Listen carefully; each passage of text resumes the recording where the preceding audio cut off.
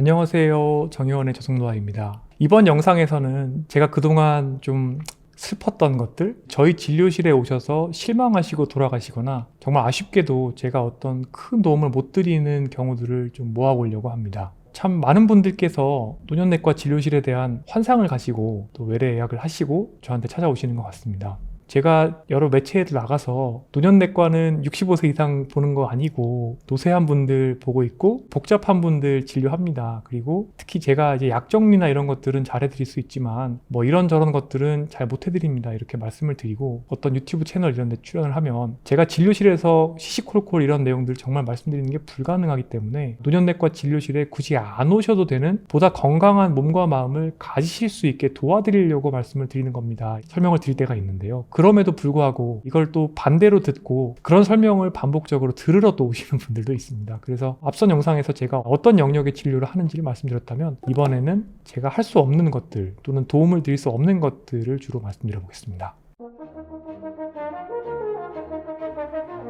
첫 번째는 제가 슈퍼맨은 못 만들어 드립니다. 이게 무슨 얘기인가 하니 정말 기능적으로 봤을 때도 동년배에서 상위권이시고 검사를 해서도 상위권이신데 예를 들어서 내가 지금 70대 초반인데 30대에 비해서 체중도 좀 빠지고 식욕도 떨어지고 여기저기가 약간 쑤시기도 하고 잠을 자도 이전 같지가 않고 이런 말씀들을 이제 주시면서 나의 이제 모든 그런 문제들을 씻은 듯이 없애달라 이렇게 말씀하시는 분들이 있습니다. 그런 분들 검사를 해보면 정말 이상한 것들이 없게 나오는 경우가 많은데 실은 정상 노화라는 게 어느 정도 있거든요. 미세하게 기능적인 노화가 진행이 되기 때문에 정말 씻은 듯이 날아갈 정도로 컨디션이 좋을 수는 없는 겁니다. 다른 항노화 클리닉 이런 지역사회에 있는 병원에서는 테스토스테론 같은 남성 호르몬을 고용량을 사용한다거나 다 정상이신 분들한테 성장 호르몬 주사를 놓거나 줄기세포 치료를 하거나 이런 것들을 하시고 또 고용량의 항산화제 주사를 하시고 이렇게 하시는 경우도 있지만 사실은 이런 것들은 죄리아틱스 그러니까 노인의학의 영역은 아닙니다. 그러다 보니까 제가 정말 이제 슈퍼맨을 만드는 그런 능력은 정말 없습니다. 슈퍼맨 만들기에 아류작으로 지난 한 3, 40년 동안의 생활 습관이 쌓인 결과로서 예를 들어서 근감소증이 생긴다거나 나는 하루에 한 끼만 먹었고 그 한 끼가 정말 새 모이만큼 드셨다 고 하시면서 나는 원래 근력 운동은 못한다 이러고서는 들어오시는데 검사해보면 정말 근감소증이 있고 골다공증도 있고 영양 상태도 그다지 좋지가 않고 너무 심한 저체중과 또 영양 결핍이 동반되어 있는 이런 분들이 있죠.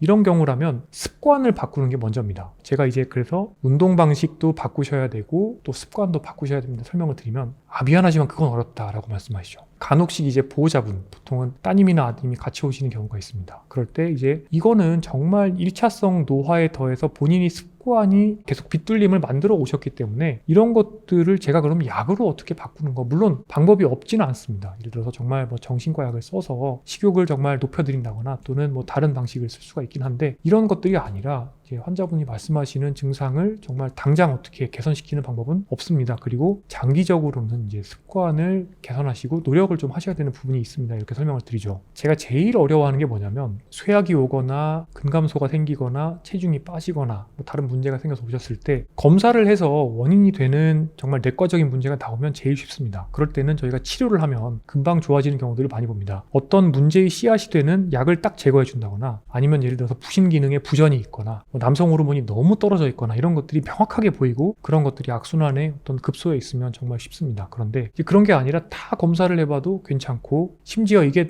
저희 병원을 오래 다니시는 분들이어서 2002년, 3년부터 20년 동안 데이터가 있는데 정말 천천히 체중이 계속 빠지는 겁니다. 그래서 근력 운동도 안 하시고 걷기만 하시고 조금씩 드셔가지고 체중이 빠져서 오시면 이거는 생활 습관을 바꿔주셔야지 됩니다. 제가 이런 경우에 이제 환자분들과 가족분들께 이렇게 말씀드립니다. 이거는 제일 다행인 거기도 한데 제일 어렵습니다. 왜냐하면 본인의 생활 습관 자체를 방향을 바꾸셔야 되는 건데 그러려면 자각이 필요하고 이해가 필요하고 노력이 필요하거든요. 그렇기 때문에 이런 것들이 굉장히 어려울 수 있는데 이럴 때 저희가 정말 어떤 또 묘약이 있는 게 아니기 때문에 실망을 하시는 경우들이 있습니다. 하지만 명확한 답은 저희들이 제공을 해드릴 수가 있죠.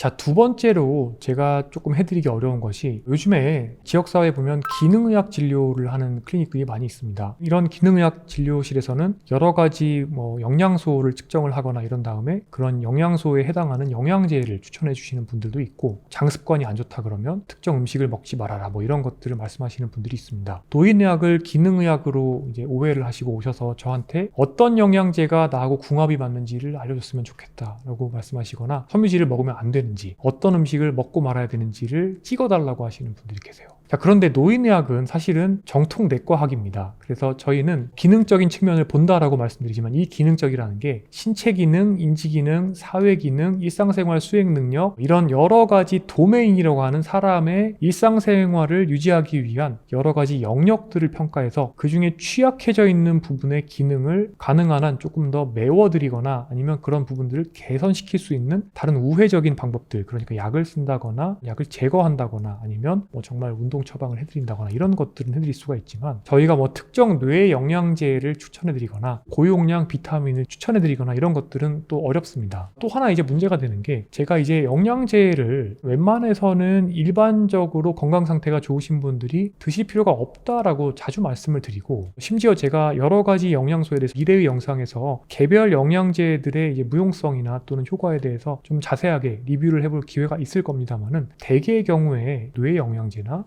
눈 영양제, 관절 영양제 이런 것들이 나를 씻은 듯이 낫게 해줄 수 있는 정도의 효능이 있지는 않습니다. 그렇기 때문에 웬만하면 저는 영양제를 드실 요량이시면 그 영양제 드실 돈을 아껴서 차라리 운동을 배우시거나 아니면 채소나 과일이나 아니면 고기를 사 드시거나 즐거운 여행을 가시거나 이렇게 다른 데 쓰시라고 말씀을 드리는데, 이렇게 말씀을 드림에도 불구하고 정말 수십 가지의 영양제 종류를 적어 오셔서 이 중에서 뭐가 좋냐, 어떤 거 바꿔 쓰면 좋겠냐, 그리고 어떤 거 추가하면 되냐 이런 말씀들을 하시면서 영양제 포트폴리오를 짜주시기를 원하시는 분들이 계세요. 그러면 제가 드릴 수 있는 이제 말씀은 이런 거밖에 없습니다. 관절 영양제, 뇌 영양제, 눈 영양제, 피부 영양제 이런 것들은 다 이제 논문을 보게 되면 큰 효과가 없는 것이고, 저는 이제 근거 중심, 역학적 근거에 중심을 해서 진료를 하기 때문에 그렇게 추천을 드리기는 어렵습니다 라고 말씀을 드리고, 하지만 만약에 이런 영양제에 대해서 믿음을 가지고 드셔야 되겠다라고 생각을 하시면 거기에 대해서 제가 강제로 말릴 수 있는 어떤 권리도 없고 굉장히 진료 시간이 촉박하기 때문에 하나하나의 영양제를 드셔서 별로 도움이 안 되는 근거를 제가 일일이 설명을 드리기도 어렵습니다. 오히려 이런 영양제에 대해서 설명을 원하시는 분들을 위해서 개별 영양제의 특징과 도움이 안 되는 부분들에 대해서는 영상을 만들 준비를 하고 있고, 나중에 그래서 그런 분들이 오시면 이 비디오를 보시고 이 영양제는 그래서 효과가 없어요, 이 영양제는 이런 상황에 드시면 되세요, 이런 것들을 참고용으로 이제 제공을 해드릴 수 있을 거라는 기대를 하고 있습니다만, 어쨌든 지금 현재 제 진료 스케줄을 보면 60분 내에 통상적으로 한 12명 정도의 환자분을 뵙는데, 그 중에 3분의 1 정도는 사실은 그날 새로 오시는 분들입니다. 그런데 대부분의 새로 오시는 분들이 타병원 검사 결과지나 의무 기록들을 들고 오시고, 드시는 약 처방전들도 다 들고 오신 데다가 심지어 아예 처방전도 안 들고 오셔서 제가 심평원에 들어가서 약을 조회를 해야 되는 경우도 많이 있습니다. 그러다 보니까 저희가 기본적으로 생각하는 노인의학적 진료를 해서 인지기능, 신체기능, 기타 의학적인 문제 이런 것들 평가하기도 굉장히 시간이 촉박합니다. 그러다 보니까 저희한테 아직 오시지 않으셔도 되시는 50대, 60대의 정말 건강하신, 저보다 오히려 건강하신 분들, 의학적인 문제가 없으시고 노쇠가 전혀 없으신데 어떤 영양제를 추천을 받기 위해서 저의 진료실을 찾으신다, 기대를 하시고 오셔도 제가 그렇게 썩 만족스러운 도움을 드리기가 어려운 점은 부디 좀 이해를 해주시면 좋겠습니다.